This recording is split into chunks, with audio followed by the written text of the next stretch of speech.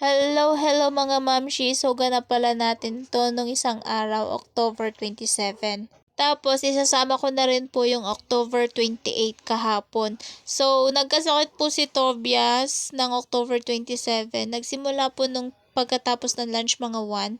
Pero okay pa naman nun, masigla-sigla pa siya. Tapos to na kinagabihan na po, tumaas na po yung lagnat niya. Tapos sumuka din po siya isang beses.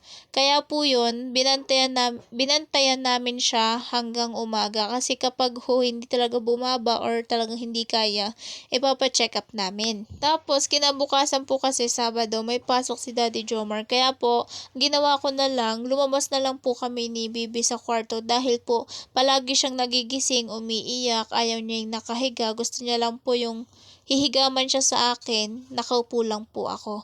Ito po, pinapadede ko siya kasi ang hirap po kapag nagutom siya. May time naman po dito na may kwan siya, masaya or parang masigla pa pero talagang karamihan ng time is matamlay po siya. E-effect naman yung paracetamol kaso pagkatapos ng ilang oras wala na naman, iyak na naman siya. Kaya yan, nagpuyat talaga ang inyong mamshi. Alam nyo ba kapag first time pala nakakakaba na nakakatakot.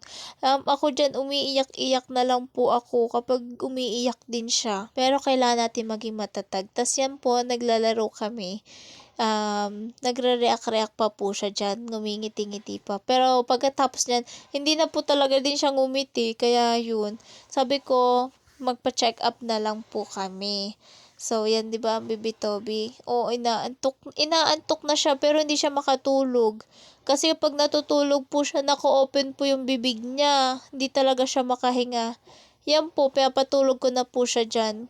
Kaso, ilang minuto lang, nagising na naman po siya. Yung tulog niya, hindi man lang umaabot ng 1 oras. Minuto lang po talaga.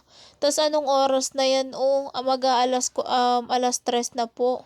Kaya yun, puyat din talaga siya. Oh, ang tamlay-tamlay niya. Talagang dito mo mafe-feel na kapag naging nanay ka, napakasakit sa feeling na makita mong nahihirapan yung anak mo. Ramdam ko na po ngayon. Grabe. Ang hirap maging isang ina. Tas ito po, kinaumagahan na, nagkuha na po kami, papacheck up na po namin siya. Ngimingiti-ngiti na. Kasi nga po may time na mawawala yung lagnat niya, biglang babalik, ganun po. Tas yan, hindi kami nakaabot sa BGH, kaya dito kami sa SLU Hospital nagpa-check up.